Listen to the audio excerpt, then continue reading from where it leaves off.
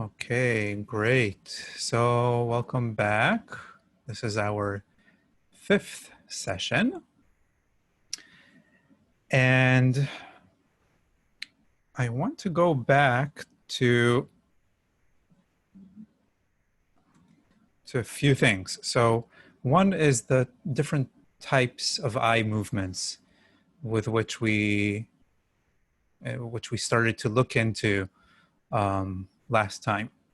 And it really converges with, well, we're not going to talk about the convergence, but the type of eye movement that we're going to talk about really converges with one of these ideas that I tried to represent of how every action that we do, even what we might think as non-visual tasks, involve the visual system. And I want to show you something. Okay, so let's talk first about this type of eye movement that we started talking about last time, called the saccades. So say hold both your thumbs within arm's reach in front of you, not too close, not too far away. Okay, and look at one thumb, and then shift your gaze to the other thumb. Stay on that thumb and then shift your gaze again. And just do that a few times. Each time pause on one of your thumbs and then shift your gaze without moving your head, without moving your arms, just shifting your gaze. So can you feel how your eyes jump, right? They're not scanning, they're just jumping from one point to the other. Okay, now, I think this is a good example to, so what would happen? So hold up your thumbs again. What would happen if you were to try to move your eyes slowly from one thumb to the other? And don't hold them too close to one another. Hold them a little bit further apart. What would happen if you try to move your eyes slowly from one thumb to the other? Does it make sense? If you want to look at your left thumb, why do you need to see anything in the process of shifting your gaze to your left thumb? Right? I know where my thumbs are. This is a stationary picture. Nothing is moving. There's nothing unexpected happening in my visual system. It's not like there's a ball somebody's throwing towards me, right? Everything is fixed. So I know where my thumbs are positioned. And you can take away your thumbs and try it between 2 points in the room. So if you're looking at one point and then a different point in the room interests you, and you shift your gaze to that point, why do you need to scan the places between those 2 points? That would actually be a terrible waste of time, because you know where the 2 points that you're from, point A and point B, that you're shifting your gaze from one another, you know where they are. You don't need to look for them, right? Because you have a stationary visual picture in front of you. You know the things that are in front of you. So these movements, because somebody asked why we can't control the speed of these movements. So these movements, on one hand, you can think, oh, I can't control it. It's just jumping from one point to the other. On the other hand, if you were to able to control it, it would create such a confusion, and it would become such a cumbersome process to shift your gaze and your attention from one point in the room to another point in the room. So these type of movements called saccades, they're very stereotypical in the sense that they have a constant speed. We cannot control the speed of the movement of the eyes when they're jumping from one point to another. Now, they're so fast that if the eyeball could spin around itself, like do a 360 degrees inside the eyeball, the speed of the saccades moving the eyes, it would create 2.5 full circles in a second. That's pretty fast. Think of your eyeball spinning around itself 2.5 times in 1 second. So these saccades are very, very, very fast. The only thing we can control intentionally is what's called the amplitude, like the angle of how much, right? If my thumbs are further closer to each other, then the saccades are smaller in terms of the angle. If the thumbs are further away, the saccades are much larger. And I can change the direction. I can put one thumb up and one thumb down and do a diagonal saccade, looking at one thumb, right? One thumb is here and one thumb is here. And I intentionally move my eyes from one thumb. That's an intentional movement, right? So I can intentionally control the direction and the angle. I can't control the speed. So why am I saying this? Because for a couple of reasons. One is that up until today, we didn't really do any eye movement sort of exercises. If I recall correctly, we never tried to move just the eyes. If I recall right, we always did it looking at the thumb, moving the back of the eye, which is a complete illusion, right? Thinking about the back of the heel. We did all these tricks in a way to avoid moving the eyes intentionally by themselves. And we had our eyes closed. So there was no visual information, no direct visual stimulation on the retina coming into our brain.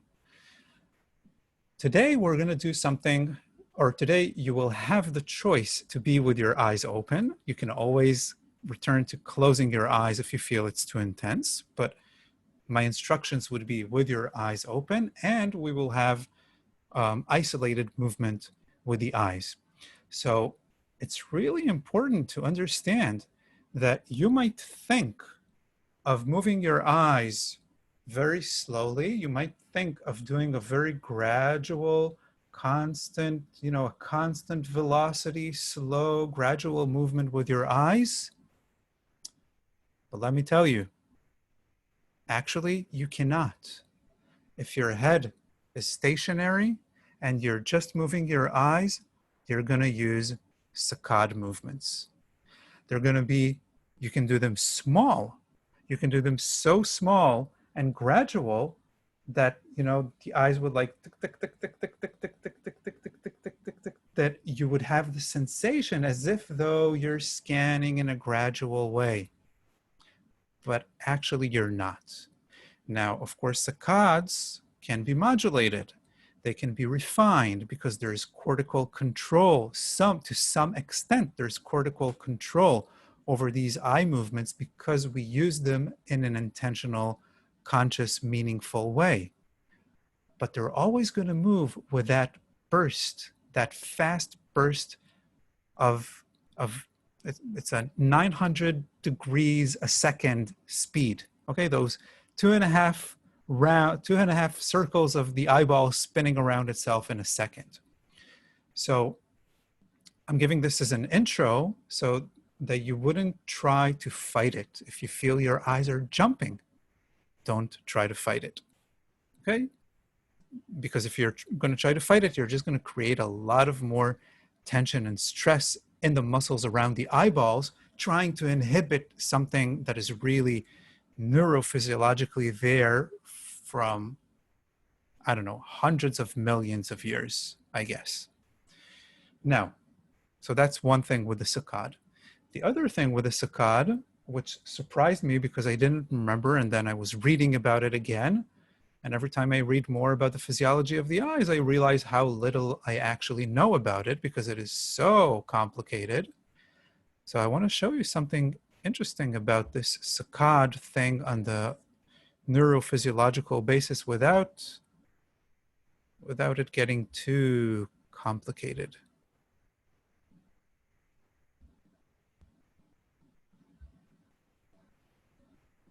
Okay, so remember I showed you this diagram that without going into the initials and anything, it was just to show how extensively the brain is involved in visual processing and visually guided behaviors. So many areas in the brain are involved in it, just to show the complexity and the inclusiveness of the brain in visually guided behavior.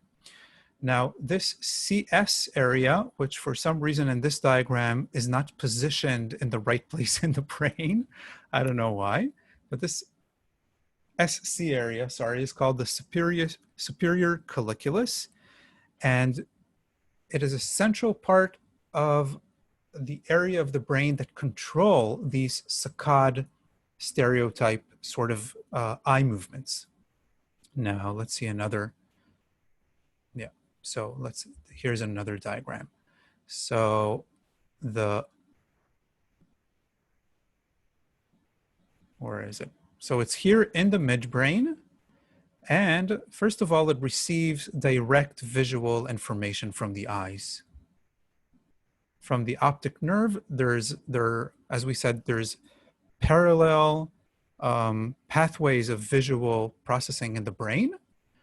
One of those pathways goes from the optic nerve into that superior colliculus area, which we can see also here. Now, the superior colliculus receives information from, what is this green thing? Did I do that? Oops, sorry. Sorry about the green line. Did I do that green line? Hold on. It's bothering me. I'm going to share it again. Hope it disappears. There.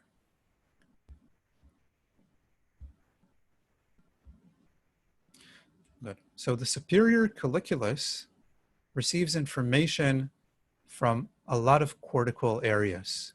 All of these areas with the arrows that go down into this blue area, the superior colliculus, these are all areas that are involved in visual processing and in the motor aspect of moving the eyes. But then it all goes down into the superior colliculus that sends out signals through the brainstem and the pons towards the motor neurons that control the eye.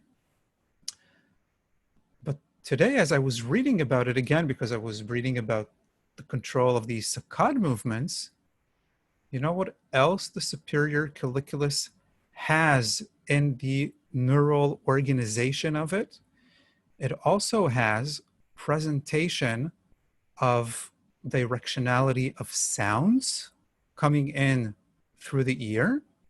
So it's actually being, not only that it's being informed of auditory stimulation, but it actually has within it neurons that respond to sound according to the directionality of the sound. Which makes sense, right? If I hear something, I hear a sudden voice to the right of me, it makes sense that there will be a very fast way to communicate the direction of the sound, to process it with the visual system, with motor control of the eyes, because it will make sense that I would look towards that sound as fast as I could. But it also, this superior colliculus area, which you would think from the information that it receives and the output, how it throws out output to the motor nuclei that control eye movements, you would think that it's all about vision and organizing the eyes. But it also has neurons that represent the surface of the body. Remember how we looked at this cortical, we looked at the primary sensory cortex, which is part of the cerebral cortex, which is a much higher location in terms of evolution, hierarchy, and so forth than the superior colliculus. And we saw how there is cortical representation for different parts of the body not in relation to their objective size, but actually in relation to the subjective sensitivity of those areas. And that makes sense because these are cortical areas that are involved with giving meaning and creating very complicated motor tasks and so on. But even down, much further down here in the midbrain, right? So the cortical area is much higher up, but even down here in the midbrain, which evolutionary is so much older, there is already some sort of a somatic representation of the surface of the body, meaning that, right? So what does it mean? It means that the eyes never do anything on their own, and they never do anything that is only related to visual stimulation. It means that the organization of the eyes from a very low neurocircuitry level is already associated and integrated and correlated with presentation of our entire self. Not just with sounds, which makes sense, but even the surface of our body. And that was mind-blowing when I saw it today. Really mind-blowing. And I thought, oh my God, and this is the area that controls these jumpy, ballistic movements of the eyes. But then you would think, wow, it's already connected to the presentation of the surface of myself, not just my relationship to the environment, to the external stimuli coming from the environment, but actually knowing where I am in relation to those external stimuli, but from the somatic aspect of where I am, not just where I am in space, but where my body is in relation to itself.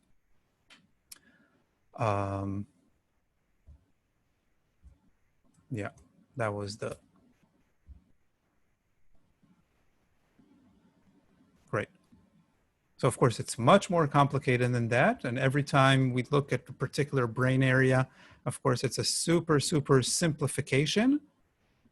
And there's so much things that they still do not know, especially in relation to the integration. That's the most difficult aspect to be able to, because if you injure a certain brain area, you then see what that person or that animal, that lab animal cannot do. So you know, okay, that specific area is just receiving input from the right visual field. Okay, so that person in that particular area, he has neglect of objects that are to his right. Okay, or you damage a different cortical area and the person doesn't see depth, or doesn't see depth related to particular cues of depth, and so on and so on. But how is the thing actually operating in an integrated way? They still don't really know, because it is so complicated. So today, we're going to do something with our eyes open. But if you feel that it's too intense, you can return to closing your eyes and then maybe try opening your eyes again. Still too intense? Close your eyes again. If we're doing movements that are just with the eyes and you feel that it's not working for you, right? That it's too much straining the eyes, it's giving you a headache, I don't know, whatever, move your head with your eyes. Don't do an isolated movement of just your eyes, right? Let your eyes rest within the orbits and just move your head. And then maybe try again, moving just your eyes. So all the tools that I was trying to represent in the previous lessons, you can always bring them back into the ATM that we're doing today. Okay, so you can adjust it according to how you sense and feel, and always bring back those previous lessons that we've already done into what we're doing today. Okay, so come lie on your back.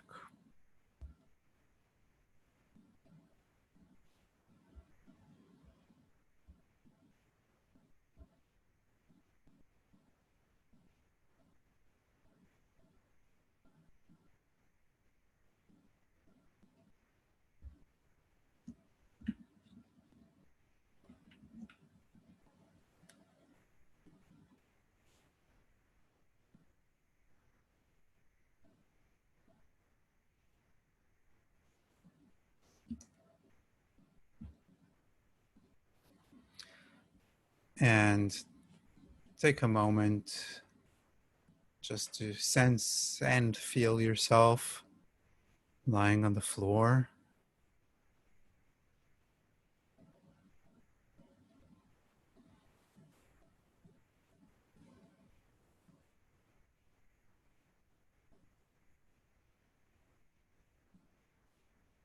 Feel the weight of your feet,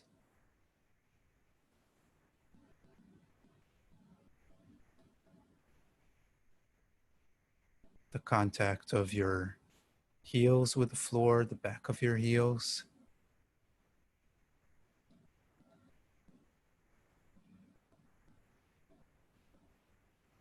The back of your calves, your lower legs, the weight of your lower legs and their contact with the floor.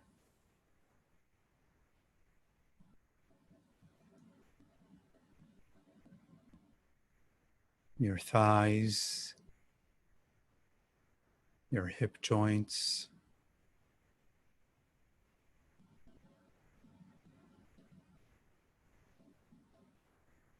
Notice how you sense your pelvis.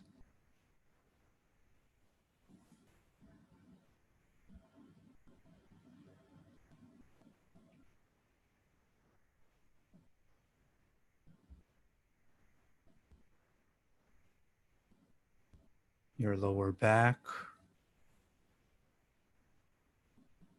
your lumbar vertebrae, the muscles in your lower back,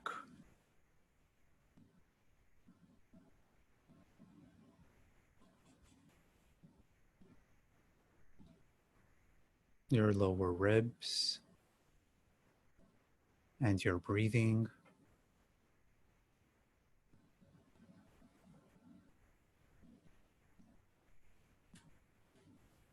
The movement in your abdomen, the movement in your chest.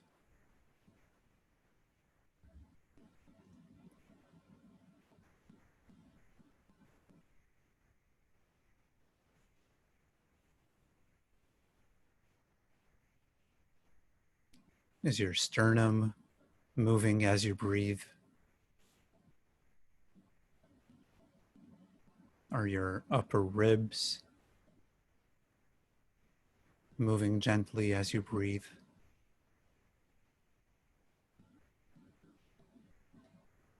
The weight of your shoulders, the weight of your arms,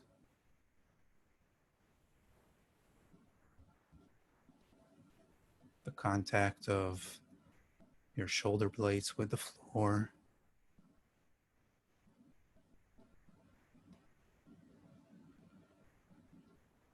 Notice the muscles in the neck and in the back of your neck.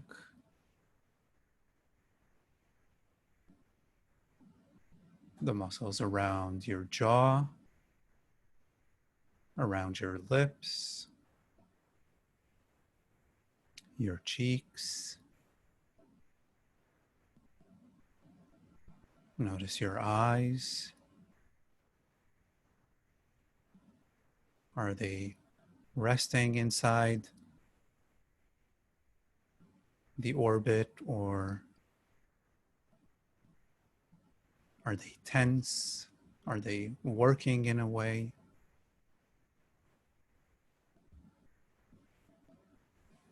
Notice the contact and the weight of the back of your head.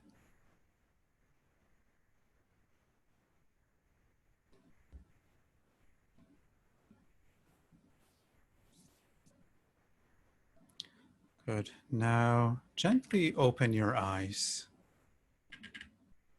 And of course, I'm reminding you again that at any point you can close your eyes again if you feel that it's straining or forcing or tiring in any way. And just see if you can, with your eyes open, just let your eyes rest in this position. The eyelids are open, but your eyes like sort of staring in front of you, not really interested in seeing the details of what's in front of you, just like this blank, blank sort of gaze, so that you can continue to sense the weight of your body on the floor. You can continue to pay attention to your breathing. You can continue to feel your chest and your abdomen with your eyes open,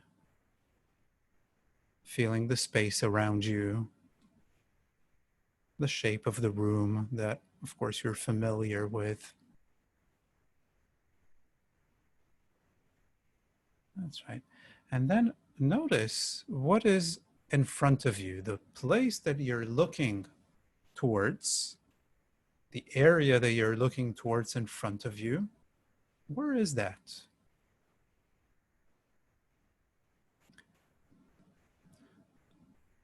And what would happen if from that place that's in front of you, you would move your eyes and you would look towards the ceiling a little bit towards over your head, just the tiniest bit, as if though looking upwards, just the tiniest bit, but with this non-interested sort of gaze, so that you can perhaps feel that your eyes prefer an upwards, which is not in a straight line. So again, it's that very, very subtle, somehow doing without imposing. And then you return, and then move your eyes a little bit downwards. But again, in this very soft and somehow not interested in the visual scene sort of gaze. So you can continue sensing the weight of your body on the floor and your breathing. And you find your way to move your eyes a little bit up and a little bit down. Do not expect the movement of your eyes to be smooth, because as we said, it's these saccade movements that are going to mobilize your eyes. But be gentle with yourself, sensing how your eyes jump to a certain extent. Don't fight it and don't try to inhibit it. Don't try to make it smooth. But just do it simply so you can feel, do they want to go up or do they prefer moving downwards? Do they have a preference up in a diagonal or maybe down in a diagonal?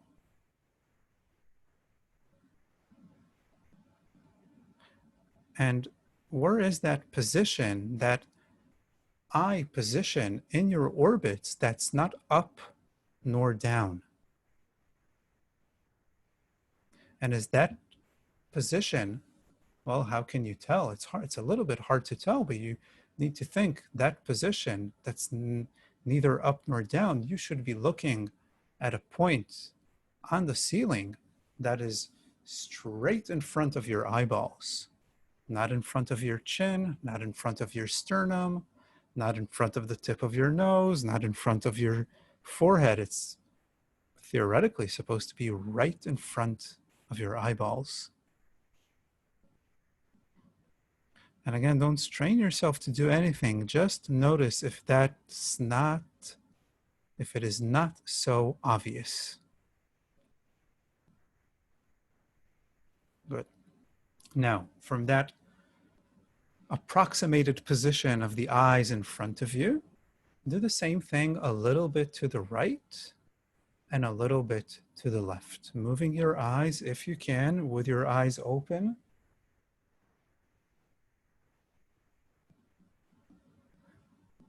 as if though you're scanning the ceiling, but it's not a Xerox sort of scan, you know, where there is that phase where the scanner does, you know, that gradual, constant speed. No, your eyes are going to jump, and that's perfectly fine. And don't fight it in any way. But do it so simply and in a way not interested in what you're seeing that maybe you will feel that there's a preference towards one side in relation to the other.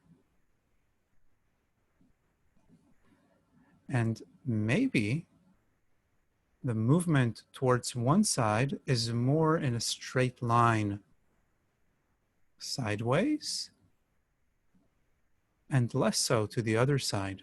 Somehow maybe more diagonal or curved to the other side.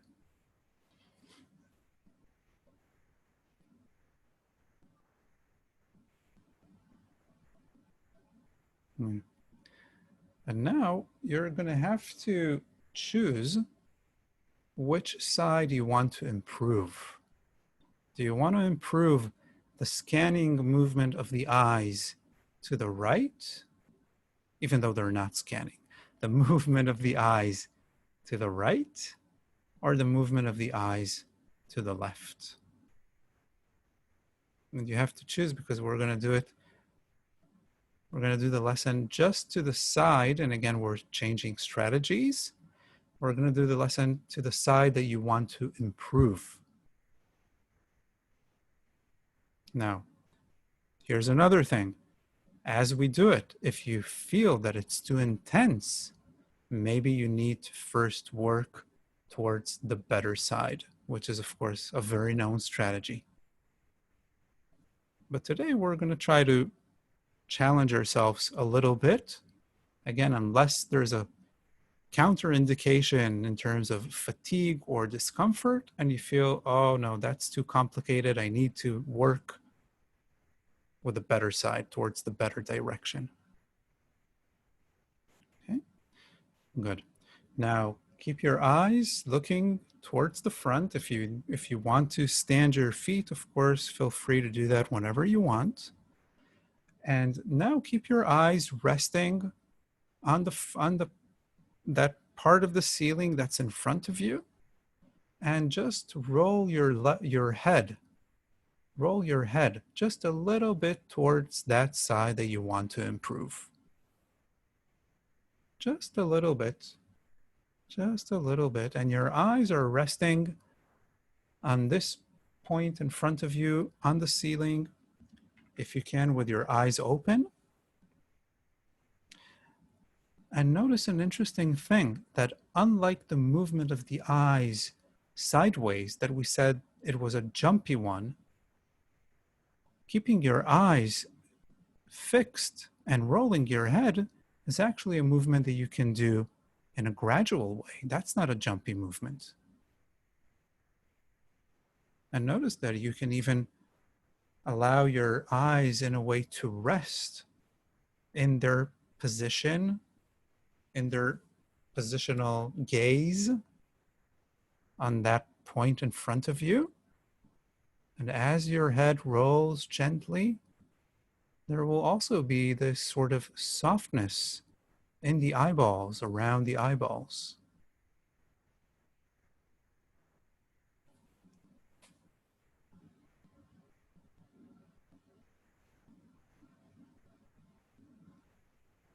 Good. Now, as you roll your head to that side, move your eyes with your head towards that side. So you're looking again, you're scanning the ceiling towards the side that you want to improve. And now fix your gaze over there on that side. So you've looked either to the right or to the left, and then fix your gaze on that point, which is not very, very far from the middle. It's not 45 degrees out to the side. It's somewhere, I don't know, 15, 20 degrees out to the side. And keep your gaze on that point on the ceiling. And just roll your head a little bit back to the middle and again to the side, just a little bit, allowing again your eyes to rest on this position a little bit to the side on the ceiling.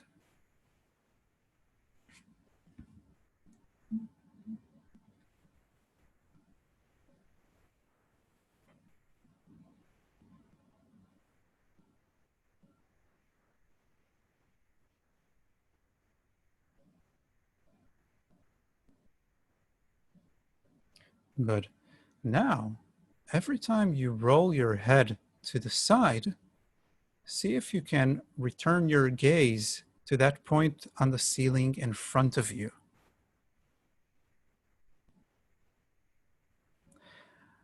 And then as you roll your head back to the center, shift your gaze again a little bit out to the side. And it's only to the side that we want to improve. Now, do it slowly.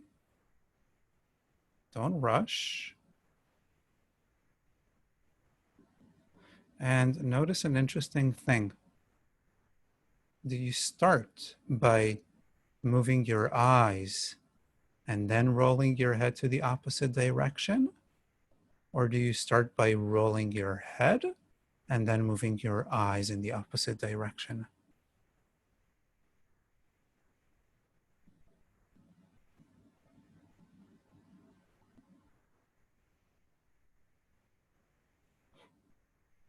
And really, you should try both to sense the difference.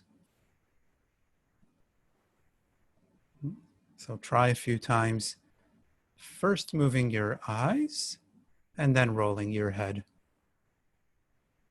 And you will see an interesting thing, that as we said, the eyes do a saccade movements. So if you start by moving your eyes, the movement of the eyes is actually very fast. They jump. So do that a few times.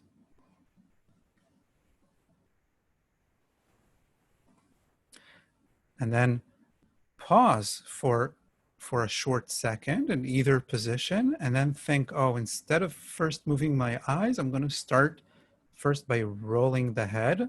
The eyes are going to be delayed a little bit on their point of fixation, and only as the head is already rolling, only then will I move my eyes in the opposite direction of the rolling of the head.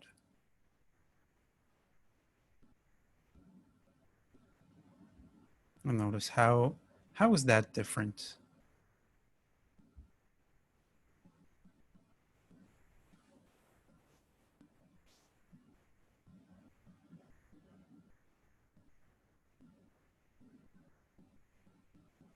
Good. And rest for a minute. Of course, if you were with your eyes open, close your eyes. Do nothing for a few minutes, a few seconds, actually.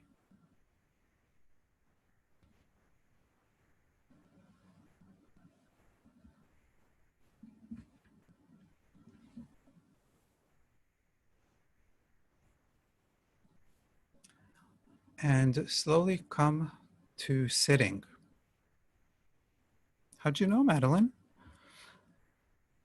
And sit side sitting. So both knees are bent to one side, and then the leg is bent backwards, but in the direction of the side that you want to improve. So if you decided you want to improve the movement of your eyes to the left, both knees are to the left and your right leg is bent backwards. And the other way around. Capiche? Good. Okay. And of course, the hand behind you, you can lean on it so it can support you a little bit to the side or behind you and anywhere, any comfortable position. And the other hand, just place it on the opposite shoulder. That's right. And now we're going to do again the same thing that we did on the back, but just with the eyes and with your head.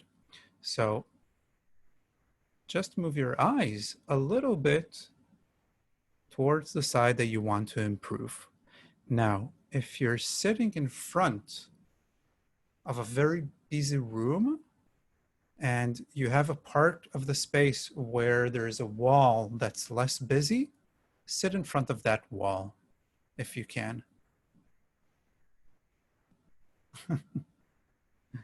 Right? So at least, even if the wall is busy, but you're in front of the wall, so the depth differences between the different eye positions wouldn't be so great. So you can imagine that there's a line on the wall or on the objects that you're, as if though you're following a little bit towards that side that you want to improve.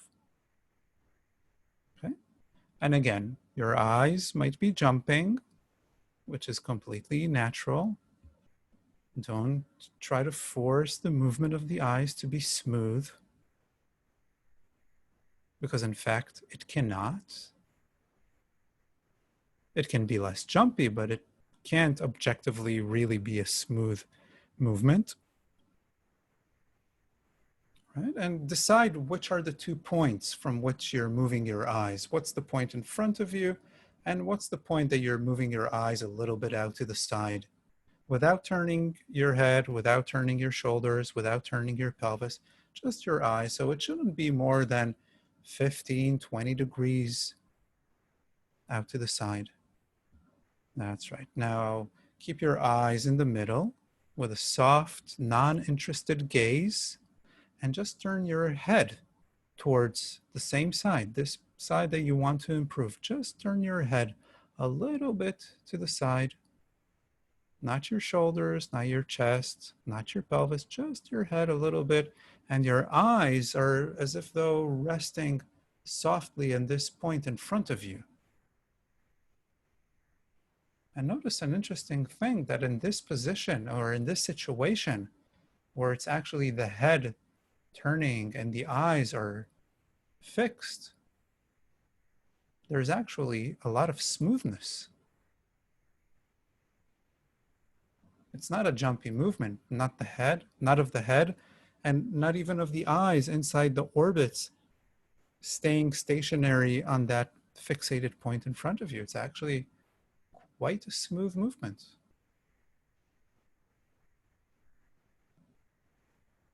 Maybe not the smoothest, but in relation to moving the eyes independently.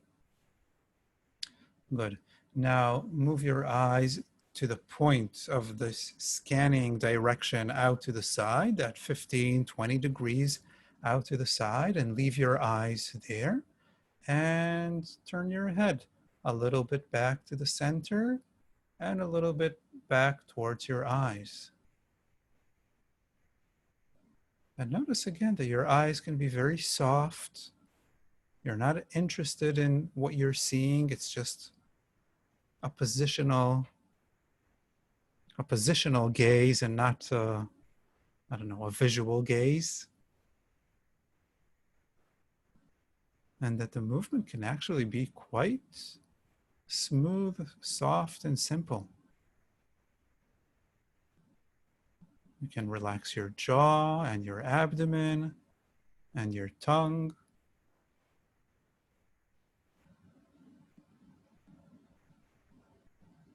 That's right. Good. And again, lie back on the floor, rest on your back for a moment.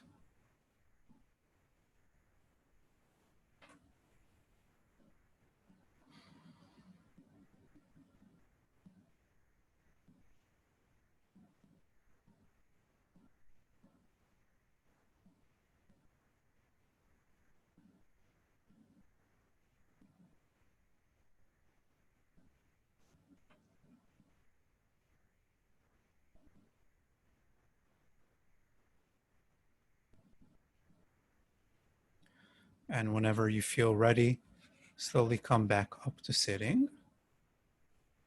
And again, if you feel that it's becoming too intense, you can always do it with your eyes closed. With your eyes closed, you can Even just think about the directions and the movements without even doing them. And then you can return to opening your eyes or not. Okay. So keep your eyes in front of you, looking at that point in front of you. Same direction in terms of the sitting that you were before.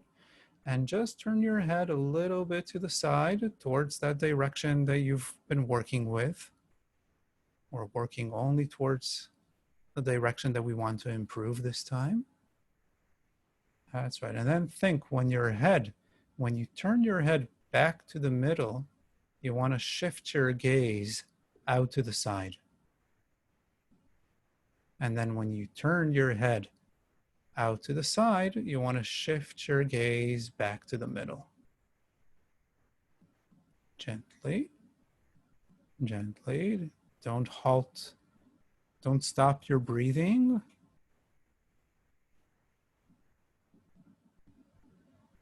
Don't tense your jaw or your throat or your tongue. And now again, notice a very interesting thing. In this movement of opposition, how do you start? Do you start by moving your eyes and then turning the head in the opposite direction? Or do you start by turning your head and then moving your eyes in the opposite direction? Now, both will achieve the same thing. You would get from point A to point B with your eyes, while your head gets from point B to point A. Both will achieve the same thing. But the quality, which variation gives you more a sense of smoothness, control, or coordination? And which variation feels like it's somehow you're only partially controlling the situation? Something is going a little bit out of control. Is it with the eyes leading and then the head starting to move in the opposite direction? Or actually the head leading, the eyes delayed a little bit, and only after the head starts to turn, the eyes move in the opposite direction?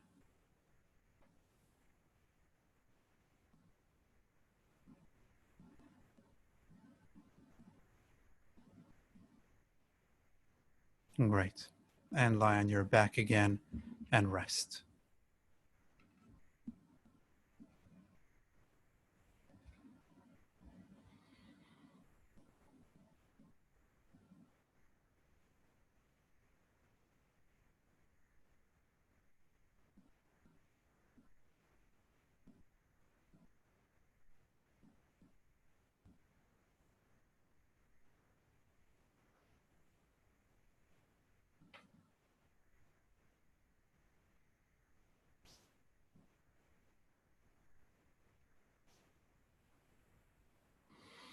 So we're going to keep working towards that same side. The turning, the looking towards that same side. Bring both feet up to standing and hug your shoulders. So each hand holds the opposite shoulder from the side. One hand is like underneath your armpit. Good. And then very gently start tilting your knees towards that side that you've been working on. Same side. Tilting your knees until you feel that it's lifting one side of your pelvis, one side of your lower back, until you feel that you can very easily lift the shoulder on that side that of the hip that's being lifted. You can also lift the shoulder, so you can roll your upper back with your pelvis. And you can roll your head. You can even close your eyes for a moment. Return just to that basic sensation of feeling the weight shifting throughout the entire length of your back, a little bit to the side. You don't have to reach a side lying position, of course. A 45-degree angle would be totally enough. But allow yourself to completely use the weight of your legs to initiate the rolling, so you don't have to strain your back or your abdominal muscles. That's right. So it's very, very, very simple. Of course, we're going to complicate it.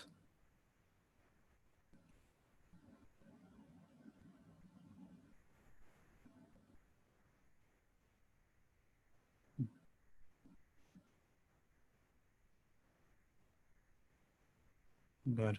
Now open your eyes. We'll start complicating the situation. Look in front of you and keep looking in front of you as you roll to the side a little bit, rolling your head with your shoulders just a little bit, but allowing your gaze, allowing your eyes to rest on this position in front of you on the ceiling.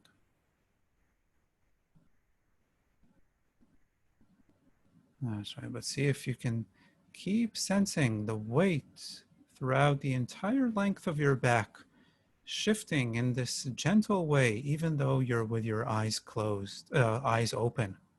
And for some, this could be a complete contradiction. For some, as they open their eyes, the ability to pay attention to their kinesthetic experience is just completely blocked. The dominance of the visual perception is so strong that, paying attention to your back and to the sensorial experience during the rolling with your eyes open can actually create a strain in your eyes. So we respect that. You need to respect that if that's what's happening to you, and close your eyes again, right? And then come back to opening your eyes, but you need to modulate and play with it in such a way that the exploration becomes available and it doesn't create a demand in which your system doesn't know how to apprehend. Good. Now, cover your left eye with your left hand.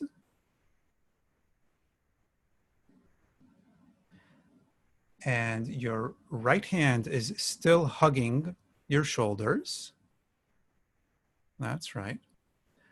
And keep rolling a little bit to the left. Oh, not a little bit to the left, I'm sorry. Keep rolling to the direction to which you've been rolling all the time, tilting your knees in that direction. Same direction that you were doing the entire lesson. Rolling your shoulders in that direction. Rolling your head in that direction. But have your right eye open. So your right eye continues looking forward, even though your head rolls a little bit with your knees, with your pelvis, with your shoulders. And your other hand can help. It can assist. If it's holding the shoulder that's being lifted, your other hand, then it's as if though you're lifting that shoulder. If your other hand is on the shoulder towards which you are rolling, you can slide that hand on the floor a little bit away from you to assist you in the rolling. That's right. But the important thing is, try to feel that your right eye continues to look forward in front of you as your head rolls a little bit to the side with your knees, with your pelvis, with your shoulders. That's right. That's right. Now we'll complicate it even more. When you return to the center, when your knees, pelvis, upper back, shoulders, and head, when they return to the center, move your eye away to the side. And then as you roll yourself again a little bit to the side, bring your eye, your right eye that's looking in front of you, bring it back to look at the ceiling right in front of you. So you'll be doing an oppositional movement of your right eye with the turning of your entire self, head included.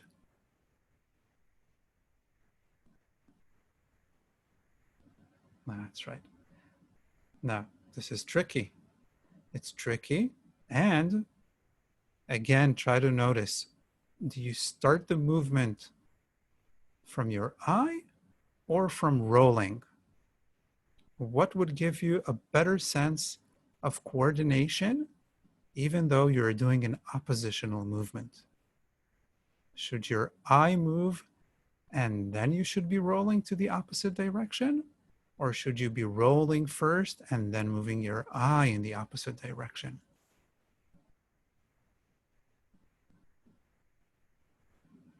One combination is in a way more organic than the other.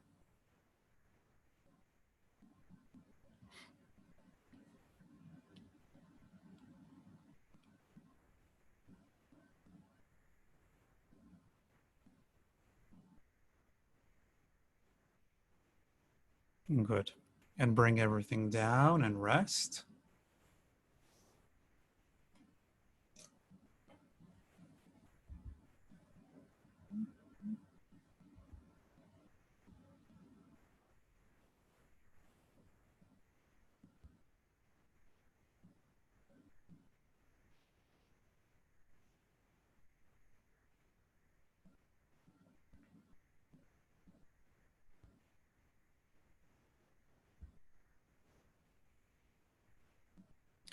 Stand both feet again. Hug your shoulders with both hands. And this time, cover your right eye with your right hand. Cover your right eye with your right hand. And roll again onto that side. Continue the turning that you were doing just a second ago to the same direction. Don't switch the direction. We've just switched the hands. That's right. So if before the hand that is hugging the shoulder was lifting it, now you can slide it a little bit on the floor away from you to assist the rolling, and the other way around. But you're still rolling in the same direction. That's right. Now have your left eye open if you can. Open your left eye and keep looking forward with your left eye. Everything is turning. Your knees, your pelvis, your shoulders, your upper back, and your head is turning a little bit with your entire self, but your eye is resting on this point in front of you on the ceiling.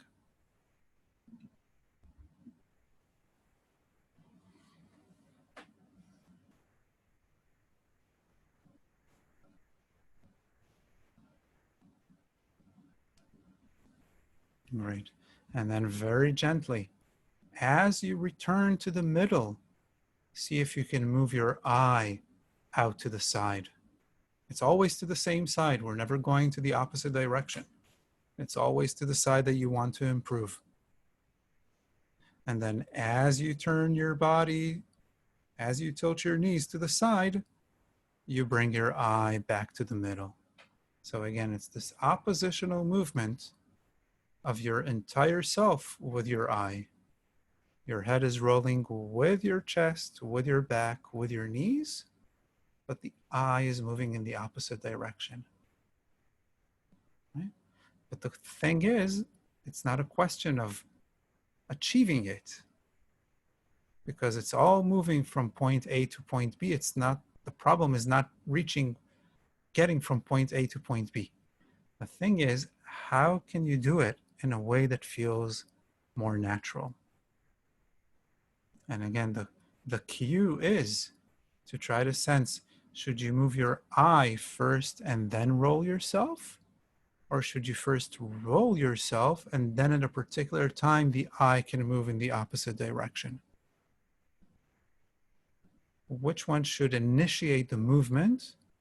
Which one should be delayed a little bit? So that when there is the oppositional movement, it would feel in a way organized and not something that's just getting out of control.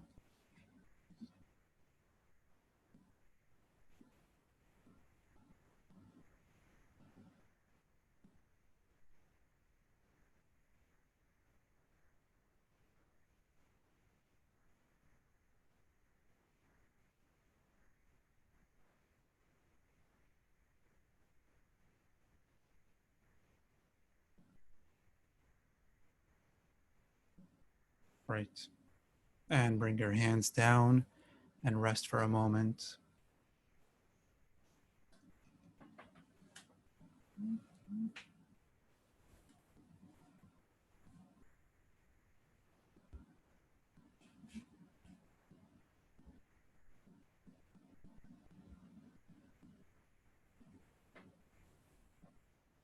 And slowly come back up to sitting. And sit again with both knees towards that side that you wanted, that you chose to work with, towards. And you can lean on your hand a little bit behind you to the side.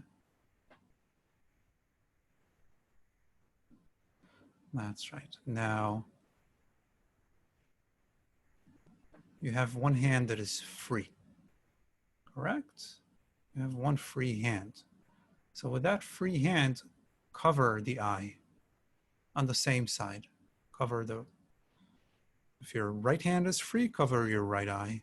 If it's your left eye, if it's your left hand that is free, cover your left eye. That's right.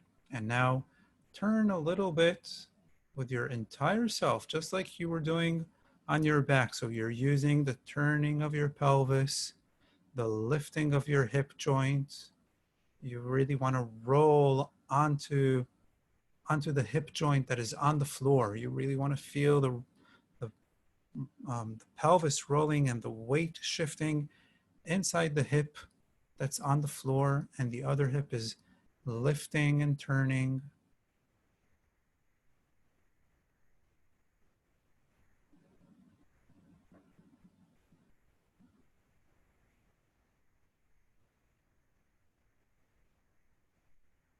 That's right. And then keep on doing it with your head and shoulders, everything like this uniform sort of minimal turning. But the other eye that is not covered, have it open and have it fixed on a point in front of you. So the uncovered eye is resting on a point that's right in front of you as you turn with your entire self, very simply. Of course, you can't turn as much as you want. You need to be considerate of how much movement there is for that eye to rest on that point of fixation. So it doesn't have to be a big turn. It could be 10, 15 degrees, maybe even less. But of course, you want to feel your head and the eye that's covering the other eye is moving with your head, and your elbow is turning. Everything is turning together, but your eye resting on this forward point of fixation. Good. Now take your eye with your head out to the side. So when you're turning everything, your eye moves and looks out to the side, and then leave your eye fixed on that point out to the side. So when you return with your head and shoulders and pelvis back to the middle, your eye is looking out to the side. Everything came back except for your eye. It's fixed on that 10 or 15 degrees point that's away from your midline. That's right, very gently.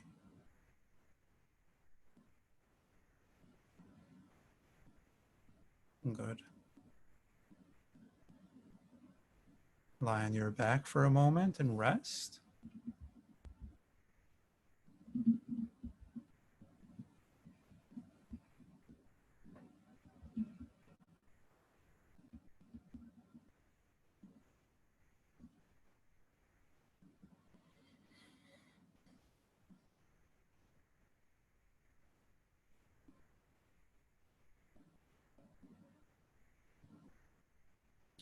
And if you feel like you want some more, come back to sitting. If you feel like you've had enough, feel free to lie on your back and rest, and maybe join later. Cover that eye again. You're sitting in the same configuration. Same eye that you just covered a second ago is covered again. Turn everything a little bit out to the side, your head and your shoulders and your pelvis, with your eyes looking forward.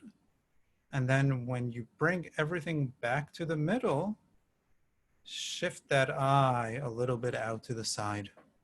So again, it's that movement of opposition that you're turning your head and your torso in one direction as you're turning your eye, just that eye that's exposed, in the opposite direction. But of course, it's not a question of achieving the movement from point A to point B. You want to do it attentively enough so that you could feel, how should you start the movement? Should you start by moving the eye and then turning yourself in the opposite direction? Or should you start by first initiating the turning of your entire self with your head, the eye still resting, and then the eye moving in the opposite direction?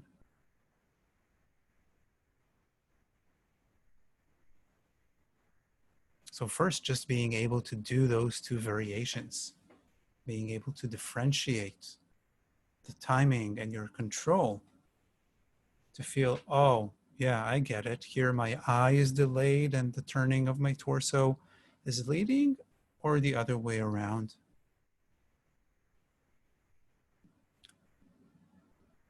And then maybe being able to detect that one variation is somehow more natural or smooth or comfortable than the other.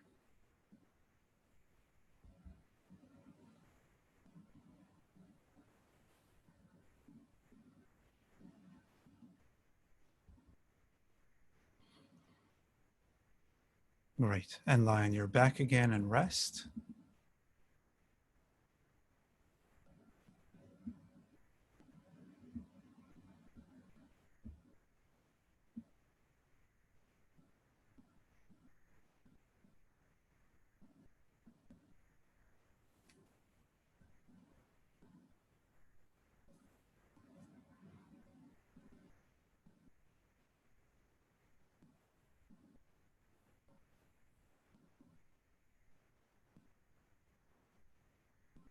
And now we'll do the same thing to the same direction, but with the other eye. So the knees are to the same direction. You're leaning backwards a little bit or to the side, using that arm for support. But now the free hand, the free arm that you have, is covering the opposite eye. And if that's what you were doing before, for some reason, then now that free hand should cover the other eye. That's right. So now it's the eye that was covered is now exposed. And again, you turn yourself gently, head, shoulders, your entire back using your pelvis. That's right. And see if you can have that exposed eye open, resting on a point that's in front of you. So as you're turning, your eye stays on that forward point of fixation, but a soft sort of fixation.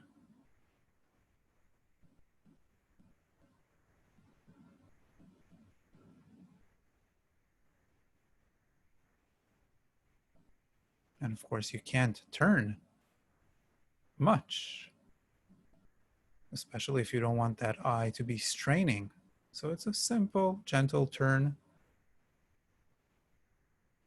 That's right. Now take your eye with the turning out to the side and leave your eye there out to the side and return to the middle with your pelvis and your back and your chest.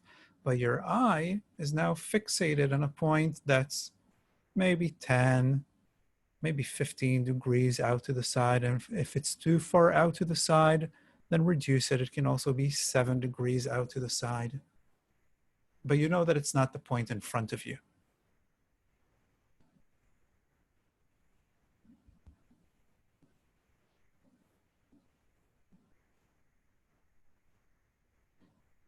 No, that's right. Good. And lie on your back and rest again.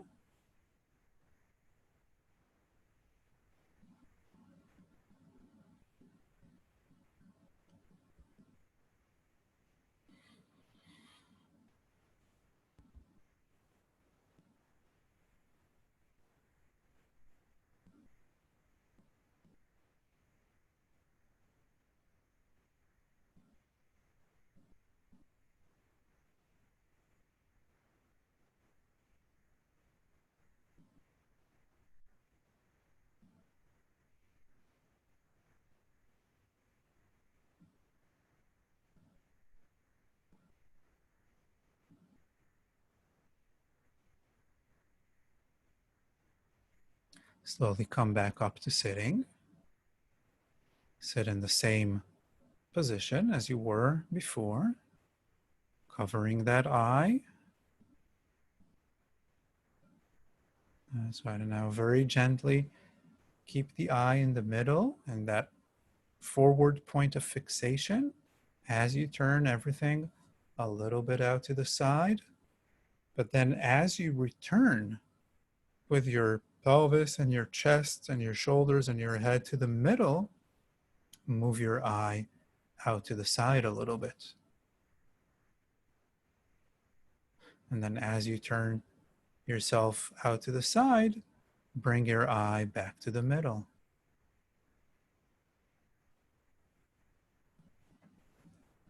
Now again, being able to achieve the oppositional movement is one thing, but once you've achieved it, the other step is to try to feel, is there a difference if the eye is the first thing to move or the turning of the body?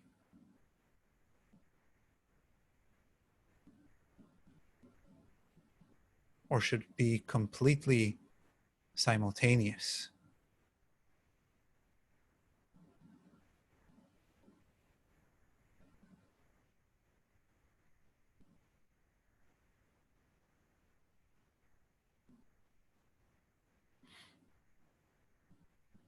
That's right.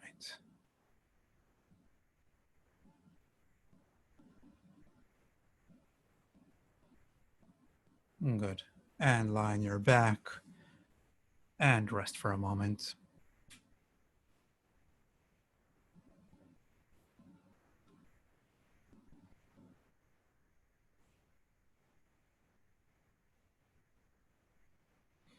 And for a moment with your eyes closed,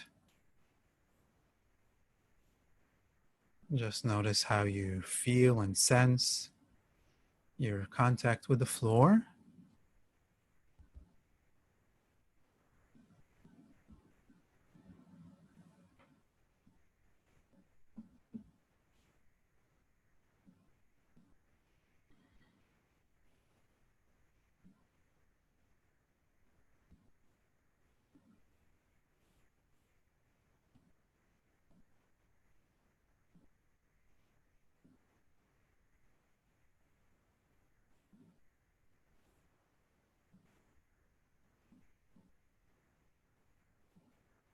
the weight of your legs,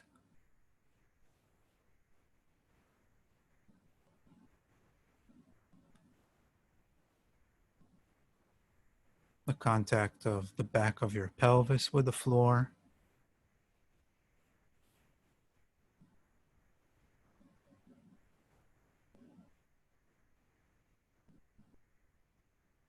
the feeling in your back, in your ribs,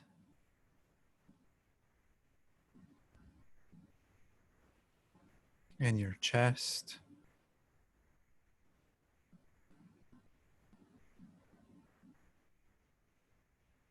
Is there a marked difference in your sensation of one side compared to the other from doing all the turning to one side? Or does it actually feel somehow symmetrical or doesn't have that echo of a one-sided lesson? And of course, there's no right or wrong. It's a very subjective process. Notice the weight of your shoulders, the weight of your arms, the sensation in your neck, in your jaw,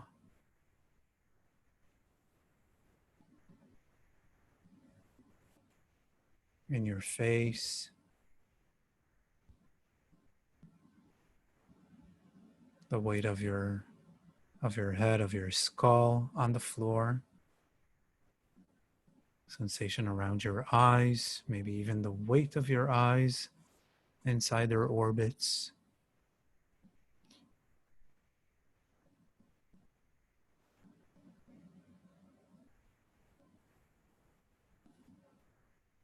Good. Now, very gently, see if you can open your eyes again without losing that contact with your kinesthetic sensation of weight, contact, breathing, position, shape, and just with this soft, uninterested gaze. And notice again, what's the forward orientation of your eyes?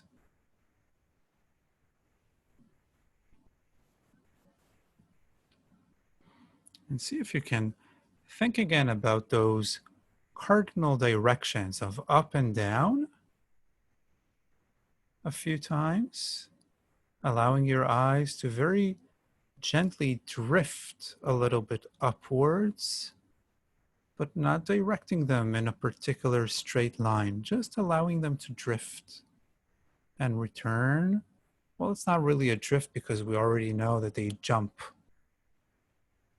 They drift in a jumpy way, and then let them move them a little bit downwards. And just notice if it's down and to the right or down and to the left or down in the center. And then again, a little bit up. And is it different from the beginning of the class? Is there maybe a longer trajectory, maybe a straighter trajectory or a more curved? And again, try to notice where is that point that's in front of you, that the eyes are not up nor down. And not just from the visual picture, also from the sensation in the eyeball themselves. Where is that place where they're just neutral, looking forward, not being pulled upwards or downwards? And then from there, see if you can move them a little to the right and a little to the left. But again, not forcing your eyes to track a straight line, but allowing them to go wherever they roam, a little bit to one side and back and a little bit to the other. And again, notice if there's a difference between right and left. Notice if there's a difference from the beginning of the class.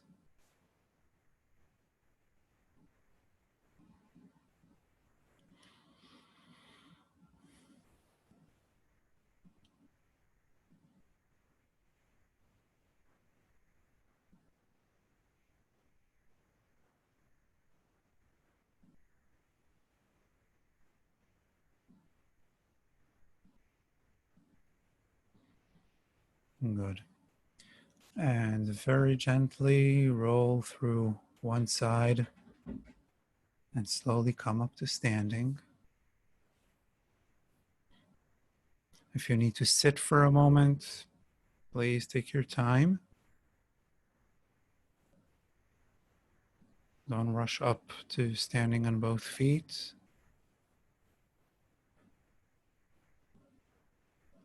And then whenever you feel ready to stand up, and then of course take a moment just to sense yourself in standing.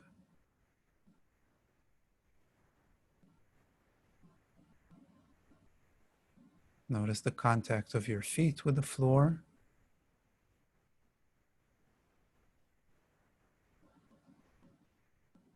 If there's something lighter on your feet, or maybe more grounded on your feet.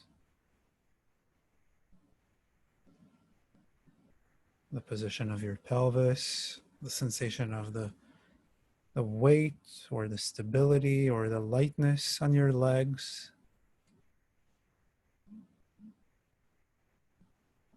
And notice if you can be with your eyes open as you do it in such a way that it's not either visual attention or kinesthetic attention, but it can actually be an integration of both.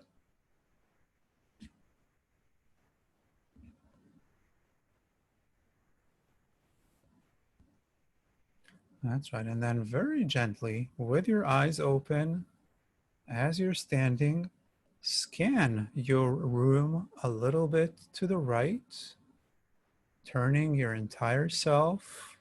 So your eyes are just resting, moving with your head, moving with the turning of your pelvis.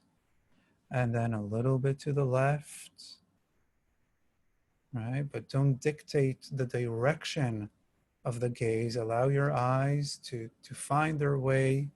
Maybe they're interested in whatever is to the left and a little bit up towards the ceiling, or to the left and a little bit down towards the floor.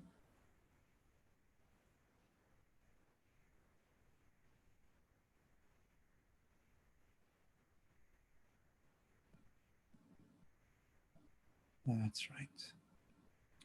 Good. And you can take a few steps. We will take a short break so you don't have to rush to sit in front of the computer. And at half the hour, we will come back. Okay, so what did we just do? So, if we were in a real training situation, I would have probably allowed you to analyze it first and throw out your ideas, but we're not.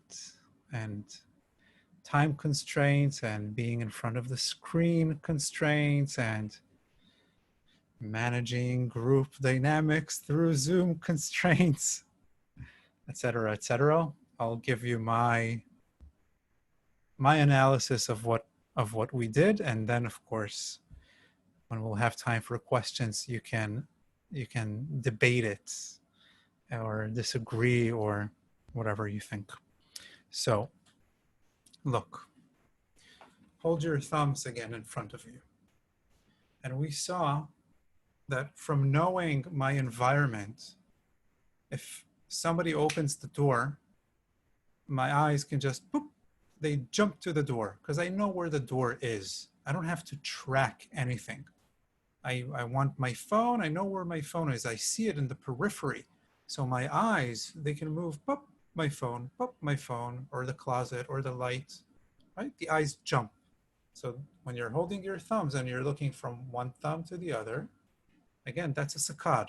That's a burst sort of movement of the eyeballs. They just boop, boop, very, very, very fast. That's one type of movement. But now, without moving your head even, you keep one thumb fixed and you move the other thumb towards it and away from it. and you move your eyes on your thumb. And you can feel there's a certain speed with which you'll move your thumb that you would feel, oh my God, my eyes are not jumping. Suddenly, they're doing a smooth scan. Maybe not all the time. Maybe there's a jump in the middle or at the end or when you change position, but at a particular speed, a large part of the movement suddenly feels like the eyes are actually doing what is called smooth pursuit. That's a different kind of eye movement. It's 10th the speed, literally 10th the speed, but there needs to be something moving that you're tracking. Why? Because if there's nothing moving, I already have the visual field in front of me. Then why should I track? I just shift my eyes as fast as I can, right? Already learned or configured by probably fish in the ocean, whoops, to move the eyes. But if there's something moving in the environment and I move my eyes with that speed, with that 2.5 circles of the eyeball around itself in 1 second sort of speed, I will lose the object that is moving. So a different type of movement is this smooth pursuit that you can actually feel by moving your own thumb. And it happens all the time. It happens as we move. You look at somebody in the street walking past you, your eyes move with the car down the street, but you need something moving in space to guide your eyes into this smooth pursuit sort of movement. So if you're just sitting there looking at your wall and you're practicing eye movements, do not illude yourself that you can do a smooth pursuit on the wall without anything moving on the wall.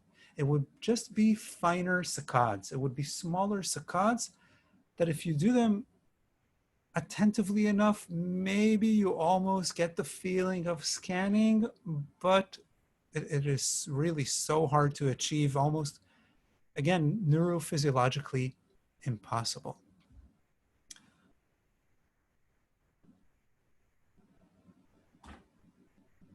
But there's a third type of movement.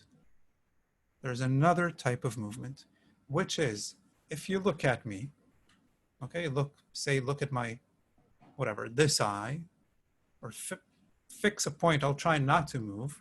Just fix a point on my face, and you move around a little bit, like rock yourself forward, backwards, a little to the right, turn your head. But I'm not moving. Then you just shift your weight, rock your torso, move your head up and down, like your chin, cough a little bit, something in your throat, whatever. But your eyes remain on me. That's a completely different sort of movement. You're not moving your eyes in space, right? It's not a saccade because you're not shifting your gaze from one point to another. You're fixated with your gaze on me. I'm not moving, so you're not tracking me, but you're moving. If you're moving and your eyes are still looking at me, then it means that there is a relative movement of the eyeballs in relation to the head. So the best way to feel it is if you look at your thumb again, bring your thumb forward and turn your head a little bit to the right and a little bit to the left. Shake your head, not vigorously, but that's right. Or nod your head, but right and left is smoother and faster. So what is that? And it's pretty smooth. You can see that the thumb, the visual picture is not, look, if you hold your thumb in front of you, now move your thumb right and left, not your head. Move your thumb right and left. You see it? It blurs out. It's a blurry thumb. You keep seeing it, but it's quite blurry. It blurs out. But now do the same thing, same movement, same speed. Move your head. How come the thumb doesn't get blurred out? The eyeballs and their sockets are actually doing the same thing. Once they're moving right and left, if I'm moving my thumb, the eyeballs are turning right and left, right? Right and left. If I fix my gaze and I turn my head, still there's a movement of the skull in relation to the eyeballs, that proximal relation sort of sort of relationship. So the eyeballs, there is a relative movement of the eyeballs in relation to the skull. But now it doesn't blur out, but now it does. But it's the same movement in terms of the eyeball in relation to the skull. Once it's the eyeball turning in relation to the skull, the next is the skull moving in relation to the eyeball.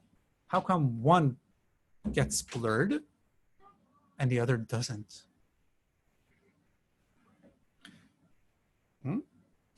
Because we don't realize it, but in fact, we're constantly moving. We are constantly in motion, especially, of course, you know, you can sit still and do your Zen meditation and maybe you're hardly moving, although you are, but life is not intended for doing Zen meditation. It's more intended for moving around in space, walking and running and bending. So we're constantly moving.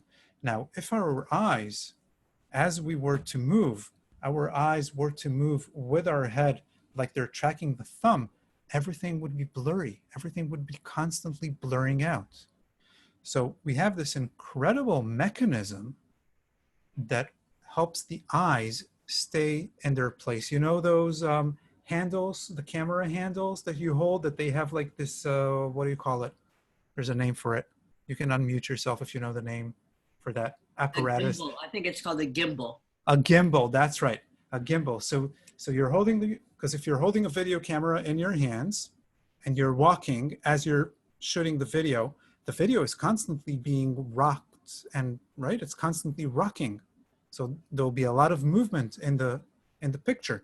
So this gimbal allows the video camera to remain relatively still, and all the movements of your body through the handle are going into that gimbal apparatus. We have that built in. So we have this in cameras, they call it, now they have that inside the camera also. There's like a, what do you call it, a stabilization sort of thing within the camera itself. We have that built in. So our eyes, I can look at the screen and I can do all these movements and the screen hardly blurs out. The text on the screen is fixed, hardly any blurring.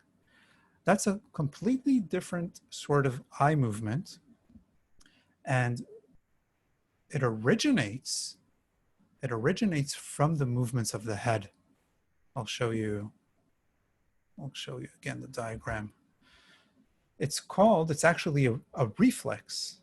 It's actually a reflexive movement, and it's called the vestibular-ocular reflex. Where is it? Why is it not responding? Hold on. Where is my vestibular-ocular reflex? There. Vestibular because, oh, sorry. There it is. Okay, I'll explain it to you. Vestibular because it originates from a vestibular stimulation. So the vestibular system senses the movements of our head. So what we see here, imagine this is the inner part of your ear, and that's the vestibular part of the vestibular system. And these are your eyes here in front. And imagine that you're looking at the screen and you're turning your head to the left, and try doing it. Look at a fixed point on the screen, whatever point on the screen, and turn your head a little bit to the left, and do it. You can do it small and fast, like a little jerk. Oops, oops. Every time you turn your head to the left, the reason why your eyes are not moving to the left is because of the vestibular-ocular reflex, in which the stimulation from your inner ear that senses the turning of your head reflexively, of course it can be inhibited, but you're looking forward, so you're not inhibiting it. It reflexively moves your eyes to the right. Because your head turned to the left, that movement of the eyes to the right actually maintained a fixed gaze on the point, on the central point to which you're fixing your gaze towards. If the vestibular-ocular reflex wouldn't work for some reason, or you would inhibit it, as you would turn your head to the left, your eyes would move to the left and no longer be on the screen in front of you. And okay, so yeah, you get it? So the stimulation from the left ear, from turning the head to the left, it's the left vestibular apparatus that's being stimulated. That's why it's in red. The right one is actually being inhibited during that movement, but the turning of the head to the left stimulates the vestibular apparatus on the left side, on the left ear, and it has this neural pathway that activates simultaneously these red muscles, the right one for the right eye to move it to the right, and the right one for the left eye to move it also to the right. So they actually stay in the middle. Okay. Now, what happened to this movement of opposition that we were trying, right? What were you trying to do? You were trying to, so you were covering, let's say, one eye. It doesn't even matter with the covering, but you were turning your head. Even doesn't matter with the torso, just head and eyes. You were turning your head to one side, and then as the head was to return to the middle, the eyes to the other side, right? Head to one side, eyes back to the middle, head back to the middle, eyes to the side. So what is that? Or, put it differently, what happens if you start the movement from the eyes? So I'm here, my head is turned to the left, I'm looking forward towards the screen. Now I want to reverse. What happens if I start with the movement of the eyes and then turn my head? What sort of movement with the eyes am I doing? You can unmute. Saccade. A saccade, that's right. I'm doing a saccade. And the saccade is very, very fast. It ends before I even realize that it started, right? So I'm here, and now I'm looking to the left and turning my head, but poof, it already reached the point on the left. I even didn't have a chance to think about turning my head back to the center, right? And if you don't believe me, you try it. You can try it again. But if my head is to the left and my eyes are forward, and I start the movement first by turning my head, and my eyes are delayed. I'm delaying my eyes a little bit, so they're not moving to the left on the first millisecond. What's happening then?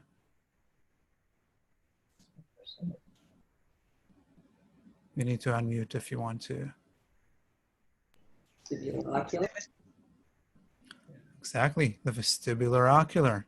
So if I just turn my head to one side, this is not a very sophisticated sort of differentiation. This happens all the time, just turning your head, not moving your eyes. It's interesting because we don't really do it intentionally, right? But it's not a very foreign movement. It's happening thousands of times per minute, or God knows what number, right? It's just that we don't think about it.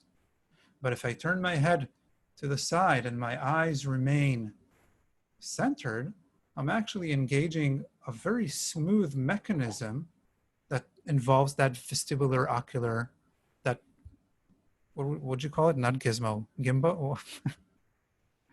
What was that word? Gimbal.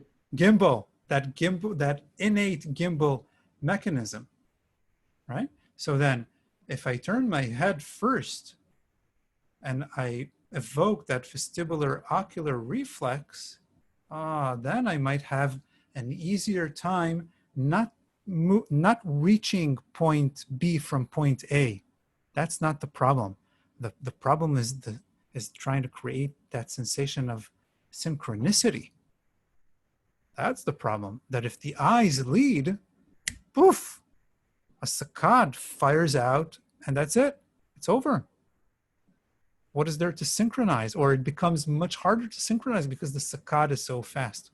So by actually delaying your eyes a little bit, you're actually inhibiting the saccade, giving you a chance to feel what is it that you're trying to synchronize.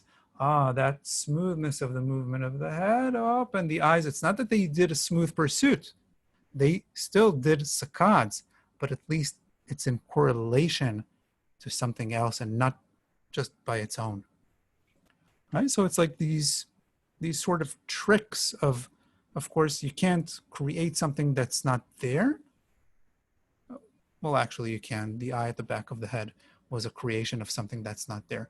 But today we were not trying to create something that's not there. We were just trying to use those innate mechanisms in a very non-habitual way.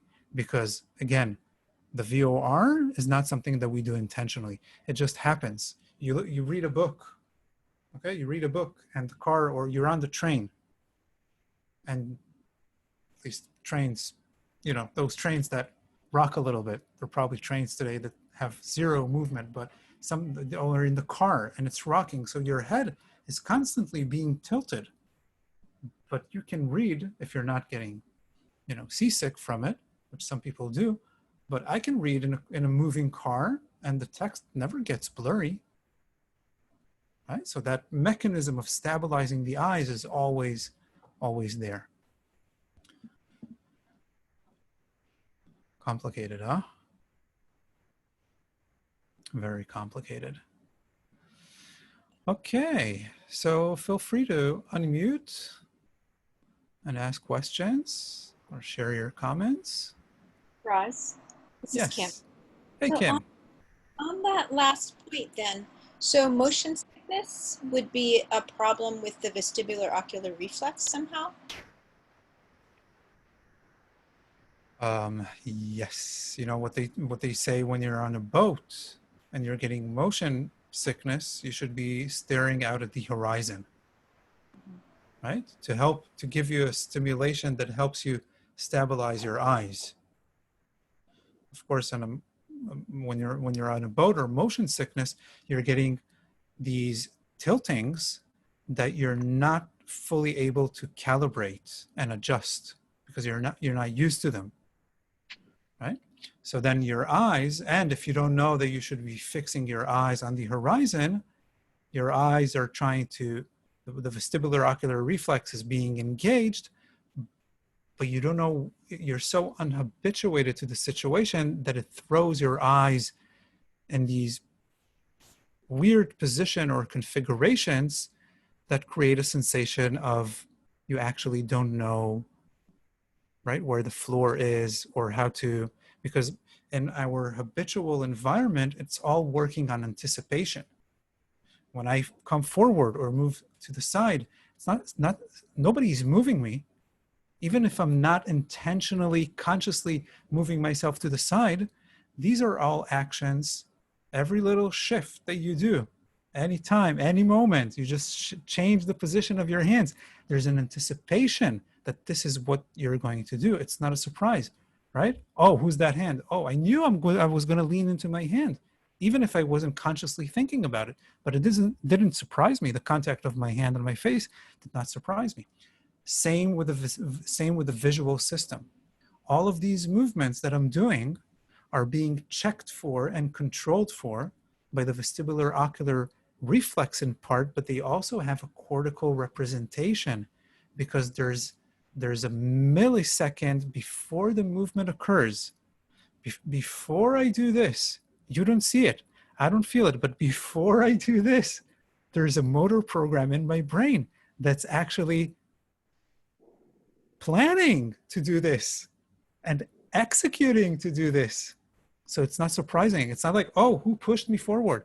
Oh, why did my hands do? No, it's being programmed inside. So again, the movements of the eyes are not surprising. I'm not surprising myself. But on a boat, whoa, I can't expect that. I don't know how to anticipate those movements. I'm not used to those movements, right? So they're a surprise to me. So So I then, can't, go ahead. Yeah. You were just saying, when you were just talking about that, what I was thinking of is, so then if you're using, I think many people do, if you're using your eyes unevenly, or that imbalance would also, from what you're describing, it sounds like that imbalance would exacerbate, or would it exacerbate the, Yeah, probably. I don't know enough, okay. but No, I, sounds logical that in motion, yeah, in such a situation, probably, yeah. If you have one eye that's a little wondering, it will probably wonder more. Yeah, that makes sense. okay. You know the story about the sailors on a boat that they travel like on a boat for months, and then when they go down from the boat back onto land and they go to the bathroom, yeah, the rest of the, no, never heard that. Okay, so we're talking about sailors, right? Males, not females. They go down from the boat, living on a platform that's continuously moving. They go down to land and they go to the bathroom and they can't direct the whatchamacallit into the toilet. I don't know if it's true or not. Never been so many months on a boat to experience it. Never seen a sailor going down from the boat and doing his thing. But it's a nice story to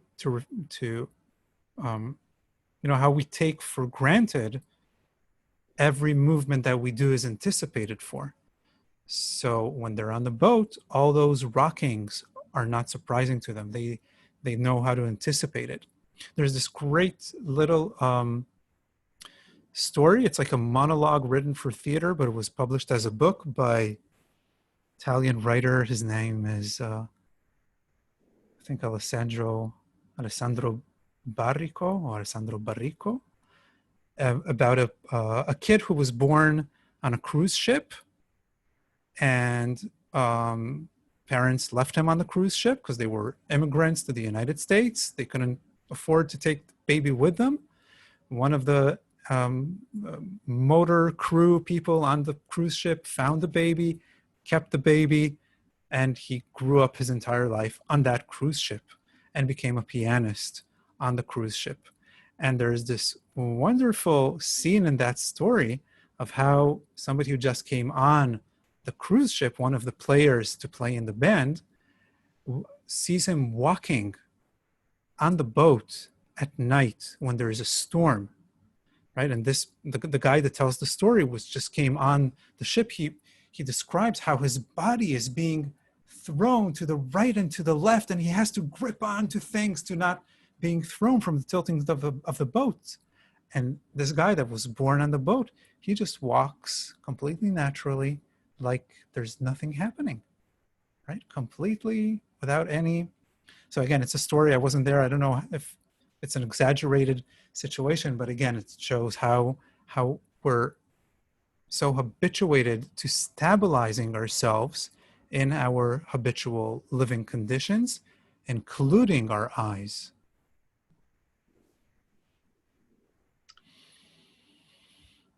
Okay, anyone else? Yeah. I want to share an observation. Go ahead. I was able to do the lesson with eye open. I was not able to do the lesson with eyes open. I picked a certain eye initially, and I thought, oh, dominant, non-dominant. We talked about it, and I thought. So I also tried the other way around. For me, operating both eyes open have such heaviness. I feel the weight of the eyeball. I feel the tension. And the minute I switched to just the eye that I was working, I was able to keep it open. And the other one I just kept closed. And it's room to grow to do it with both eyes open. Just very interesting. Yeah, fantastic. Great. I'm happy you took the liberty to adjust it to your needs and terms. I think that's very You know, that's part of why we did, that's part, you can imagine why I did not teach this lesson as the first lesson in the series, right? It is so challenging. And if you don't have that liberty and those tools to, you know, to back up a little bit, it's a killer.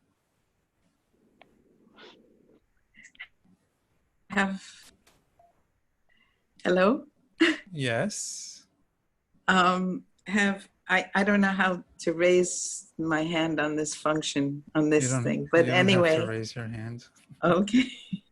I'm just struck by the question for me is the movement of the differentiation movement seems to have had enormous effect on my whole system, on my whole body. And I'd like to know what actually is happening that allows the relaxation to take place. Can you describe that, or have you already done that? On the times I wasn't here. Oh, well, even if we did, it doesn't, well, tell you the truth, I don't think anybody knows. It is, I mean, what really goes on, why are the, I did this lesson today and, you know, I was just playing, I was paying attention, of course, but I was not expecting anything. I was just playing with the right and left and feeling blah, blah, blah, doing it very simply. And then I lay down on the floor and I was just struck by the different sensation of lying down on the floor.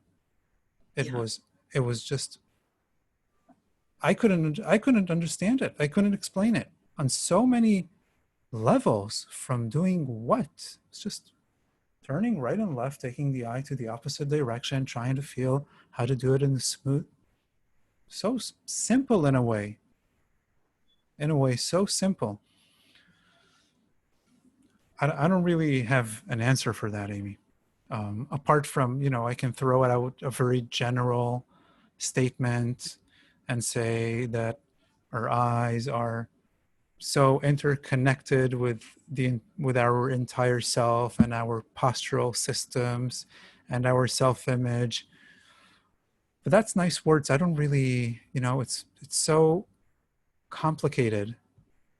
And it's so, you know, as we saw in the brain, there's so many parts in the brain that are involved in parallel ways. Thank you. Also imagination. Some of the same, it would seem to me, some of the same functioning takes place when you imagine something to change and it then changes. Or you pay attention during Yes. a scan and something automatically changes. Yes, that's something we did talk about in the previous sessions. Oh, I'm sorry. Then No, I'll go that's back. okay. No.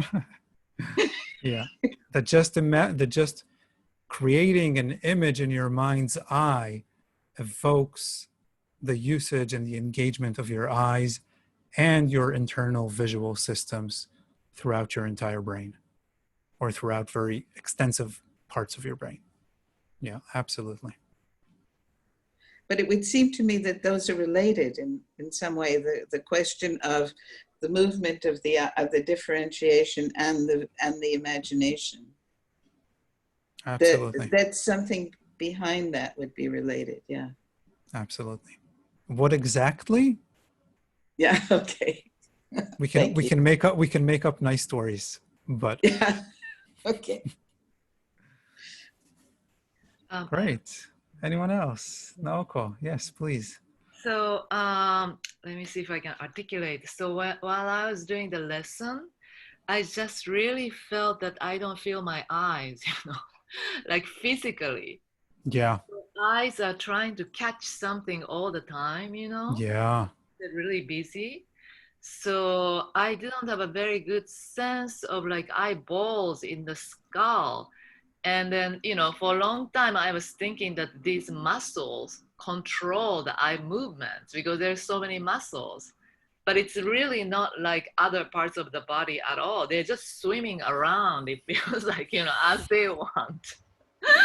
So when I, you know, the cross of the skull first, head first, the eyes first thing, and then how you stabilize it with the, if the head moves first, you know, it's kind of like eyes, like discovering, oh, you know, eyes are saying, oh, we are actually in the socket, you know, we are actually here, and then we are connected to the socket of the skull. That's sort of exactly. And then I thought about the somatosensory and motor aspects of the eyes. And I really feel like the somatosensory aspects are much more acute or something like that, you know, compared to the motor field for the eyes. So that's exactly what I experienced when I stood up. I was sensing, but I was not trying to figure out the meanings, the interpretations, all these things. So I just really felt like somatosensory, what do you call it, inventory of the eyes are much, much more present or something like that, you know. And then so Amazing. one more question related to that is this eyeballs in the socket of the skull and the whole body. Does this, I'm just reflecting it back to what you talked about, SC. SC? Yeah, SC, right? The superior colliculus, that part of the brain. Yeah, because you said that this is in the old part of the brain, you know, and then it's not only about the eyes, but it's also about the surface of the body and also ear. So that's the connection I'm making about the ATM and what, you know, you talked about. Is that? Sounds fun. I think you got it. Okay. Every aspect of it. What can I say? Okay, great. Yeah. So can I just ask one more question? Sure. So this eyes cannot not jump, right? So then I reflect back to all the IATMs I was doing in the past, like covering the eyes or, you know, a lot of other things that involve eyes. And I was teaching like, okay, let's just see how smoothly you can move your eyes on the ceiling and the wall. And I was like, God, that's not the right direction to say, because they cannot really, and then they were having a hard time, you know, tensing up, you know. Then they get Oh, yeah. tired, you know. So You I'm got not it. say that anymore, you know. Yeah, you got it. But that's some of the ATM, like AY, the covering guys. I think it might Yeah. say, you know, look how smooth you can go, or can you move it smoothly, or something like that. You Yeah. know? Yeah, like, I know. I'm Yeah. like, it's possible. You can't do that, you That's know? right. So if your eyes are closed and you're just imagining, then that might reduce the saccade movements and create like a simulation, half illusion of what we call smooth pursuit. But with your eyes open, it's always going to be saccades, Yeah. maybe smaller and smaller, so you feel less the jumps, but it's always going to be saccades. Thank you. Right. I don't have a particular question, but nobody's brought up if you're blind or if you lose your vision, and so the impacts and on the whole system. Other notes, I mean, we tend to think, oh, somebody loses their sight, they just can't see anymore. But what are the bigger overall implications? And then for people who are born blind, they've never had that development, and they're able to manage function very well. The other senses, you know, take over. So what is the question? What would happen to a blind person if he would do this ATM? Or if our visual system is such an important and integral part to our whole system, what are the actual real effects on people who lose their sight, or somatically, or to people who have never born blind?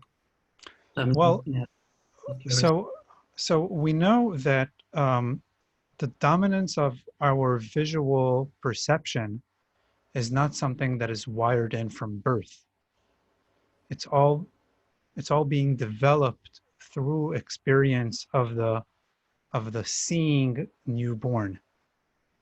And we know that if children are not exposed to visual stimulations, it can create a retardation in their visual processing in their cerebral cortex.